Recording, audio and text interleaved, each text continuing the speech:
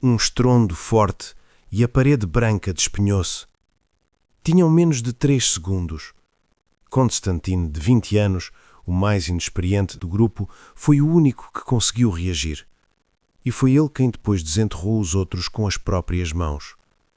Esta tragédia aconteceu em 2021, na montanha Munku Sardik.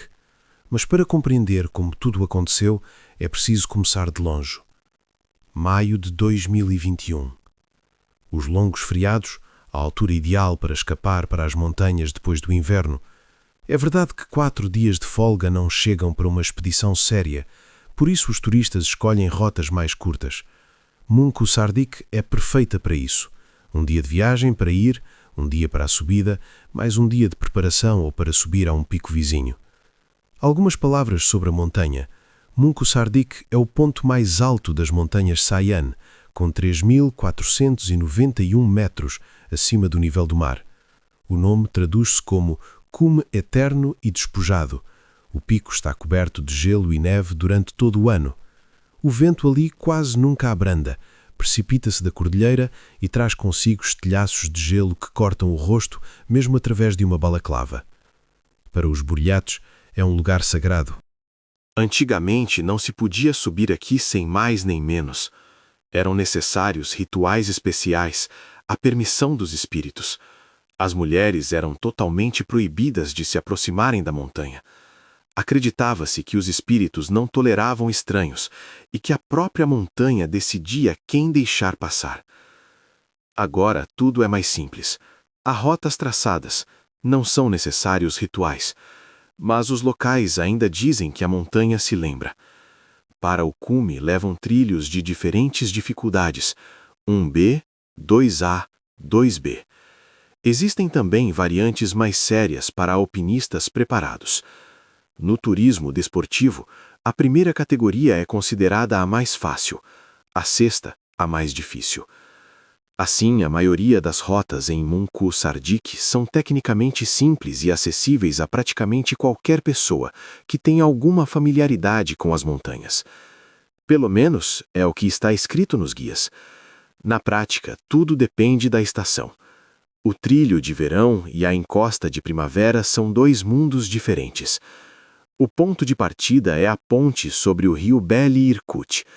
Aqui, os turistas deixam os carros e seguem a pé, ou em motoquatros, por uma taxa adicional. Em maio, o rio ainda está coberto de gelo, mas já não é fiável. Em alguns lugares, cede sob os pés estalando. Caminha-se e escuta-se. Cada som sob a sola parece um aviso. A maioria para pernoitar em Strelka, onde o rio de montanha Muguvek deságua no Beli Irkut. Da ponte até este local são cerca de 5 quilómetros através de um desfiladeiro pitoresco. As paredes do desfiladeiro apertam-se, o sol quase não chega aqui e o frio é diferente, úmido, a gelar até aos ossos. Em Strelka, na zona florestal, há tendas com fogões, 700 rublos por dia por pessoa. Também se pode montar a própria tenda. O fogão zune a noite toda, cheira a fumo de bétula e a lona molhada. Existe alguma infraestrutura. Durante a estação, milhares de pessoas passam por aqui, especialmente nos feriados de maio. Mas há um pormenor importante que muitos ignoram. A rota de primeira ou segunda categoria no verão e a mesma rota na primavera são 2 histórias diferentes. Na primavera, acrescenta-se o degelo da neve, o perigo de avalanches, a instabilidade geral das encostas. A neve derrete ao sol durante o dia e, ao entardecer, forma uma crosta. Por baixo dessa crosta, há uma massa solta e instável que pode deslizar a qualquer momento. O percurso torna-se significativamente mais difícil. E nem todos levam isso em conta. Olham para a categoria, leem os relatórios e pensam que está tudo sob controle. Agora, a história em si. No início de maio, um grupo do Clube de Turismo Firn de Zelenograd parte para uma rota de 2ª categoria de dificuldade. Prepararam-se com antecedência. A expedição foi anunciada a 16 de abril. A rota foi registrada junto das equipes de resgate. Tudo segundo as regras. Mochilas feitas, equipamento verificado. Cada um sabia seu papel na cordada. O grupo era composto por 5 pessoas. O mais velho era Vladimir Marchin, líder do clube e o turista mais experiente da equipe. Tinha 50 anos. Nas suas costas, dezenas de rotas. O Elbrus, subidas de inverno em condições em que o termômetro descia abaixo dos 30 graus negativos. Era daqueles que estavam habituados a confiar no seu instinto e nas suas mãos. No entanto, formalmente, o líder da expedição designado foi o seu filho, Vitaly. 19 anos. Jovem, mas já com uma experiência séria. O pai queria passar-lhe a responsabilidade, dar-lhe a sentir o que era liderar um grupo. Com eles iam Alexei Ivanov e Ilya Tibekin, colegas de Vladimir da fábrica eletroquímica. Para eles, também não era a primeira vez. Homens habituados a trabalhar com as mãos, habituados à disciplina e a que, numa situação crítica, é preciso agir e não refletir. Pai e filho Marchin já tinham estado em Munko-Sardik e receberam por isso a segunda categoria desportiva. No inverno, Vladimir, Vitaly e Alexei completaram juntos uma rota de segunda categoria na região de Tunkinsk e Belogória, em condições de frio anormal e ventos fortíssimos. A temperatura descia tanto que o metal dos mosquetões queimava os dedos mesmo através das luvas. O vento batia no rosto com tanta força que era preciso andar inclinado para a frente, quase às cegas. Eis o que Vladimir escreveu sobre isso no seu relatório. Pequenas queimaduras pelo frio nas áreas expostas do rosto não impediram de desfrutar das vistas deslumbrantes. O excelente humor e a vivacidade de espírito acompanharam a equipa durante todo o percurso. Ele sabia fazer isso, transformar um desafio numa aventura. Ver a beleza onde os outros só viam sofrimento. O único relativamente novato era Konstantin Volkov. 20 anos, com algumas caminhadas na sua experiência, mas nada comparável à dos mais velhos. Ele olhava para eles com admiração e confiava plenamente. Quando se vai com pessoas que estiveram no Elbrus, que fizeram rotas de inverno em frio anormal, parece que nada lhes pode acontecer. Eles sabem o que estão a fazer, prevêem tudo. Por volta da mesma altura, Andrei Zakhalkin atravessou o mesmo passo de montanha pela primeira vez. Eis as suas palavras sobre o estado da montanha. A rota não é difícil, tanto mulheres como pessoas mais velhas a sobem. Há sempre muita gente lá, milhares de pessoas. O tempo é instável, pode soprar um vento selvagem durante meio-dia e depois o sol aparece. É impossível prever. Mas no cume o vento é sempre forte. A montanha parece respirar e a sua respiração derruba-nos. A 2 de maio de 2021, o grupo inicia a rota. A manhã estava clara, mas fria. A neve rangia sob os pés, aquele som especial que acontece quando a temperatura está por volta de 0 ou um pouco abaixo. Seguiam pelo desfiladeiro, passando por cascatas geladas, por saliências rochosas cobertas de geada. As mochilas pesavam nos ombros como de costume. Os bastões de trekking cravavam-se ritmicamente na neve. À frente, a encosta que já conheciam. Uma rota familiar. Uma montanha familiar. Ao anoitecer, chegaram ao sopé do passo de Gorelov. 10 horas a abrir caminho na neve profunda.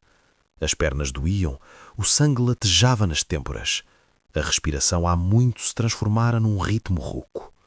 A neve fresca cedia sob o peso, cada passo exigia esforço. Tirar a perna, movê-la, afundar-se de novo. Isso esgota não só o corpo. A cabeça também se cansa. A atenção dispersa-se. Começa-se a pensar apenas numa coisa. Chegar, montar acampamento, tirar a mochila, aquecer-se.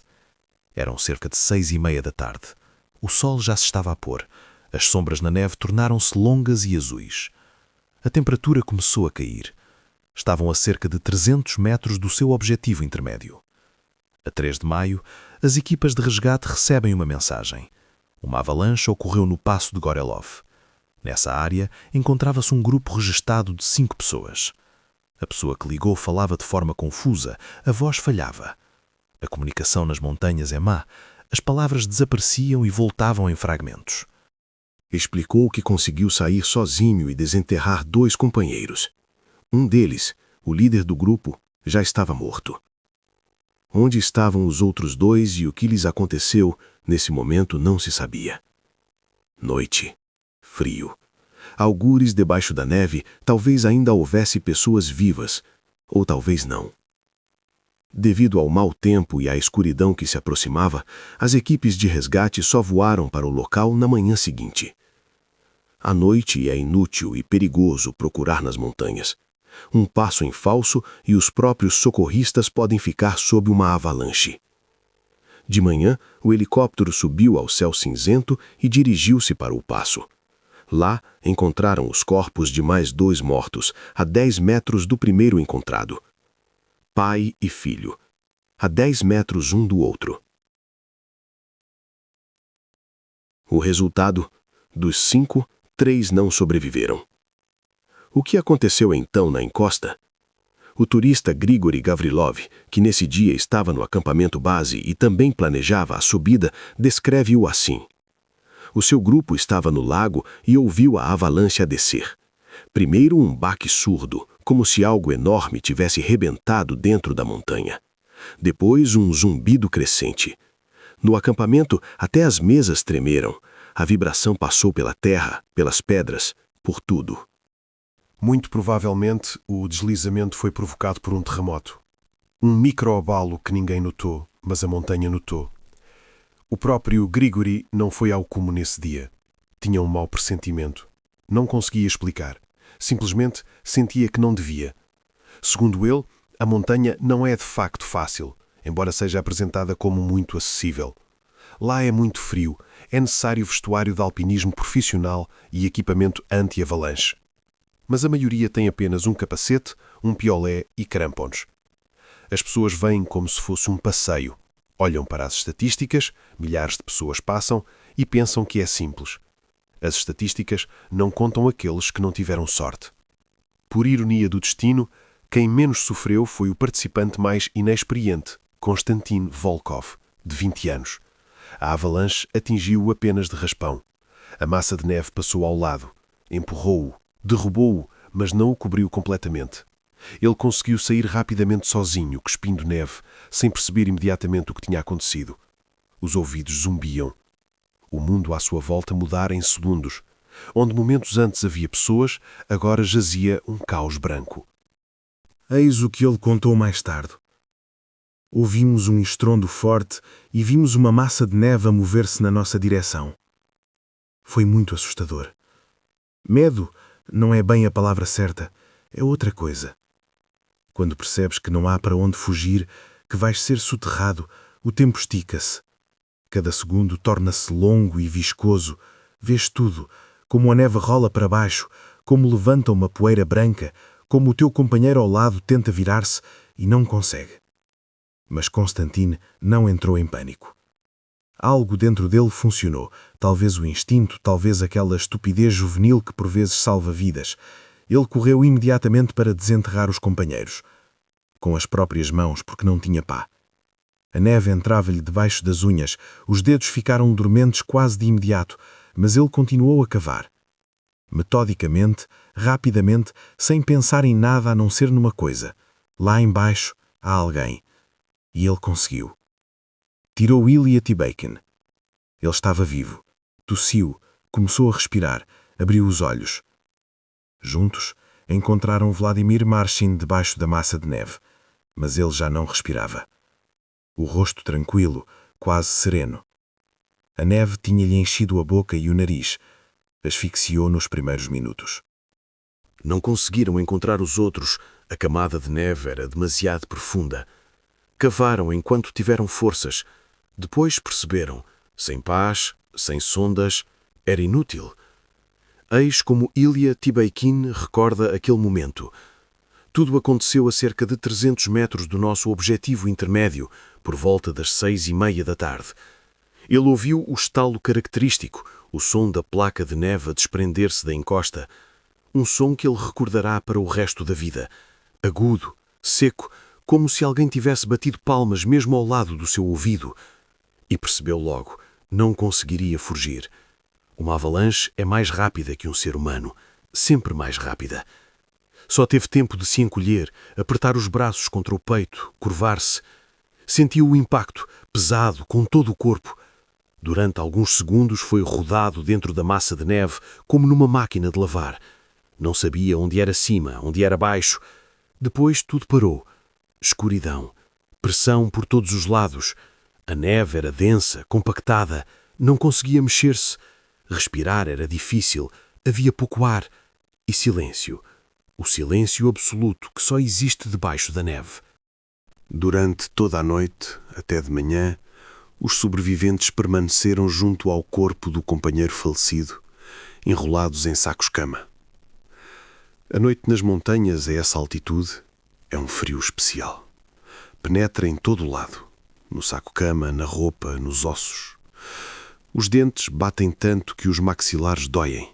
Não consegues adormecer e não consegues não dormir. O corpo desliga-se intermitentemente por alguns minutos e depois acordas novamente com o frio e com a consciência de que ao teu lado jaz um homem morto. Que algures debaixo da neve há mais dois. Que não podes fazer nada. Apenas esperar pelo amanhecer. Na manhã de 4 de maio, foram evacuados de helicóptero para Irkutsk e entregues aos médicos. Ambos estavam em estado de choque. Queimaduras de frio nas mãos, no rosto. Elia quase não falava. Olhava para um ponto fixo. Constantino aguentava-se melhor, mas as mãos tremiam. O corpo ainda não tinha percebido que tudo acabara. A operação de busca e salvamento foi coordenada por um socorrista experiente. Ele conta: partiram à noite, assim que receberam a notícia da avalanche. Escuridão, as lanternas cortam o véu de neve, a crosta de gelo estala sob os pés. Mas pelo caminho, avaliaram a situação. O risco de novas avalanches era demasiado alto. A neve nas encostas estava instável. Qualquer som poderia provocar uma nova avalanche. Decidiram regressar e esperar pelo amanhecer. Uma decisão difícil. Lá em cima, talvez ainda houvesse alguém vivo, mas se os socorristas morressem, não salvariam ninguém. Por volta da 1 da manhã, desceram ao acampamento base e às 4:30 da manhã voltaram a partir. Os socorristas federais foram de helicóptero. Ele pediu para os levar também. Recusaram. Tiveram de ir a pé, durante 6 horas, através de zonas de risco de avalanche. Cada encosta, como uma roleta russa. Vais e pensas. Vai aguentar ou não? A neve sob os pés cede, imita um som surdo, e paras por um segundo, a escutar. Depois continuas. Quando chegaram, os sobreviventes já tinham sido evacuados e os corpos dos mortos ainda não tinham sido encontrados. A busca demorou literalmente 2 minutos. 2 corpos jaziam a 10 metros do primeiro encontrado, Vladimir Marchin. Pai e filho, Vitaly e Alexei, foram soterrados quase em simultâneo. Não tiveram tempo de fazer nada, nem de tirar as mochilas, nem de tentar nadar. A avalanche foi demasiado rápida. No local do deslizamento, via-se que a massa de neve parecia ter escorregado por um tobogã de gelo. Uma calha lisa e, embaixo, um amontoado de blocos de neve. Os turistas experientes sabem, não se atravessam zonas de risco de avalanche à noite. Faz-se isso de madrugada, quando a neve congela durante a noite e se torna mais firme. Depois de um nevão, os alpinistas geralmente não saem para as montanhas durante um dia. A neve precisa de assentar, de compactar. Caso contrário, é uma lotaria. Muito provavelmente, o grupo, ao caminhar sobre a neve fresca, cortou a própria camada de neve que deslizou. Eles tornaram-se o gatilho. Iam a abrir caminho, cada passo perturbava o frágil equilíbrio. E depois, o equilíbrio acabou. O mestre de desporto em alpinismo, Alexander Klepikov, explica a mecânica do ocorrido. Quando neve fresca que não teve tempo de compactar cai sobre neve antiga, forma-se uma camada escorregadia entre as duas. A neve antiga é densa, a nova é solta. Não aderem uma à outra. E se por cima ainda houver transporte eólico, a neve fresca é acumulada pelo vento na encosta, a camada aumenta, o risco de deslizamento aumenta exponencialmente. Uma semana antes da tragédia, a situação nas montanhas Sayan era extremamente perigosa. Muita precipitação, vento forte. As condições ideais para uma avalanche. O próprio Klepikov estava lá num campo de treino de alpinismo e encerrou o evento 3 dias mais cedo devido ao tempo. Ele olhava para as encostas e via: isto é uma bomba relógio. Na sua opinião, o líder do grupo subestimou um pouco a situação. Saíram da ponte e passaram 10 horas a abrir caminho na neve profunda, chegando ao sopé do passo. Chegaram lá às 6:30 da tarde. Cansados, exaustos, com um único pensamento: chegar.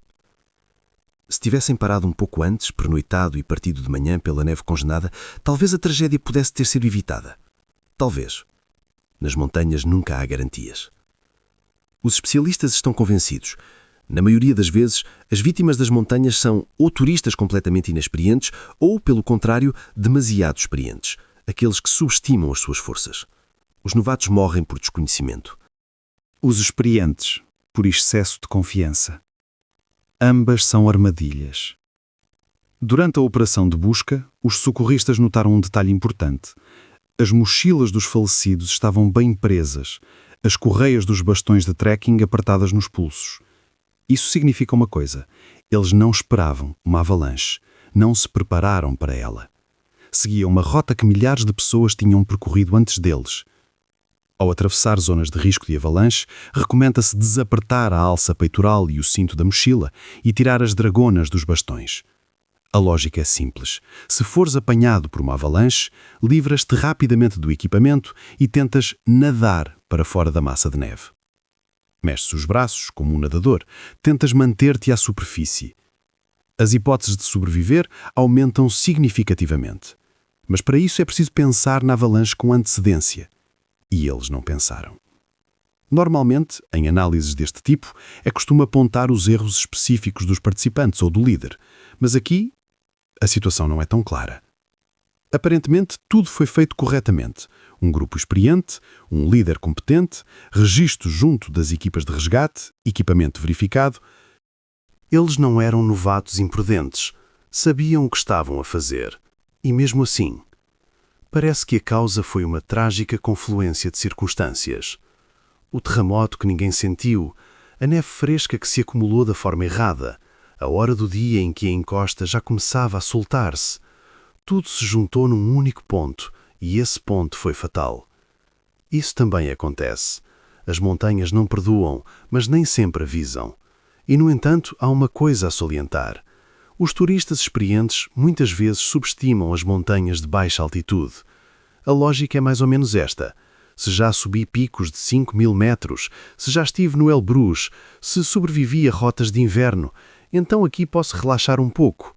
A categoria não é alta, a rota é percorrida até por avós. É uma armadilha. Perigosa, porque não é visível. Mungo Sardique não é o Everest, mas mata. E matou. Para qualquer montanha onde haja neve, especialmente na meia-estação, deve-se levar equipamento anti-avalanche. No mínimo, pás de avalanche ou pelo menos fitas de avalanche. As fitas não pesam quase nada. São apenas uma faixa de tecido de cor viva que se arrasta atrás de ti e fica à superfície se fores soterrado. Encontrarão-te-ão por ela. Um transmissor de avalanche é ainda melhor. Ele imita um sinal sonoro e os socorristas seguem o sinal. Tudo isto pode salvar uma vida. Os corpos foram encontrados rapidamente, o que significa que havia uma hipótese de desenterrar todos a tempo, se tivessem o equipamento necessário. 2 minutos para a busca. Se tivessem transmissores e pás, talvez tivessem conseguido. Talvez não, mas teriam tido uma hipótese. E mesmo que não se tenha nada disto, as zonas de risco de avalanche devem ser atravessadas com uma grande distância entre os participantes. Não encordada, não um atrás do outro, mas com um intervalo de dezenas de metros. Assim, há a probabilidade de a avalanche não soterrar todos e os restantes poderem desenterrar rapidamente os companheiros. Constantino sobreviveu precisamente por isso. Ele ia um pouco ao lado, a avalanche atingiu apenas de raspão. E ele desenterrou Ilya. Um homem, um par de mãos e uma vida salva. Gostaria de falar especificamente sobre as ações de Konstantin Volkov, 20 anos, o mais inexperiente do grupo, a sua primeira caminhada séria. E ele não entrou em pânico, não correu para baixo para se salvar. Não se sentou na neve, com a cabeça entre as mãos. Começou imediatamente a cavar, com as próprias mãos, em choque, sem perceber bem o que estava a acontecer. Mas cavou e salvou a vida de um homem. Nem todos conseguem fazer isso. Mesmo alpinistas experientes, por vezes, perdem-se numa situação crítica. Mas ele não. Talvez seja isso que distingue umas pessoas das outras. Não a experiência, não a preparação, mas algo interior que se ativa quando tudo vai por água abaixo. Morreram Alexei Ivanov, Vitali e Vladimir Marchin, pai e filho. Tinham 50 e 19 anos. 2 gerações, uma paixão. Iam juntos para as montanhas, passavam frio juntos, superavam rotas juntos e morreram a 10 metros um do outro. Alexei deixou uma jovem esposa. Ela escreveu nas redes sociais: "Estarás para sempre no meu coração." Poucas palavras. O que mais se pode dizer? Vladimir deixou uma esposa e uma filha adulta. O seu estado nas redes sociais dizia: "As montanhas chamam." Ele respondeu e ficou nas montanhas para sempre. Agora, esta frase soa diferente. Não como um lema, mas como um epitáfio. Uma história triste. E a conclusão aqui, talvez, seja apenas uma.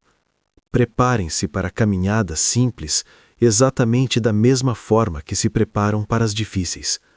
As montanhas não distinguem entre experientes e novatos. As montanhas simplesmente existem, e nós vamos visitá-las, e nem sempre voltamos.